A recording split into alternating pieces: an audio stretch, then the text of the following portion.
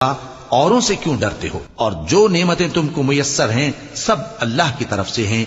फिर जब तुमको कोई तकलीफ पहुंचती है तो उसी के आगे फरियाद करते हो। फिर जब वो तुमसे तकलीफ को दूर कर देता है तो कुछ लोग तुम में से अल्लाह के साथ शरीक करने लगते हैं ताकि जो नेमतें हमने उनको अता फरमाई हैं उनकी नाशुक्री करें। तो मुशरिको, दुनिया में फायदे उठा लो, फिर अनकरीब तुमको इसका अंजाम मालूम हो जाएगा। और हमारे दिए हुए माल में से ऐसी चीजों का हिस्सा मुकर्रर करते हैं जिनको जानते ही नहीं। काफिरो, अल्लाह की कसम कि जो तुम झूठ बांधा करते हो उसकी तुमसे जरूर पुरसिश होगी। और ये लोग अल्लाह के लिए तो बेटियां तजवीज करते हैं, वो पाक है, और अपने लिए बेटे जो मरगूब दिल पसंद हैं। और जब उनमें से किसी को बेटी के पैदा होने की खबर मिलती है तो उसका मुंह गम के सबब काला पड़ जाता है और वो अंदर ही अंदर घुटने लगता है। और उस खबर बद के सबब जो वो सुनता है लोगों से छुपता फिरता है, सोचता है कि आया जिल्लत बर्दाश्त कर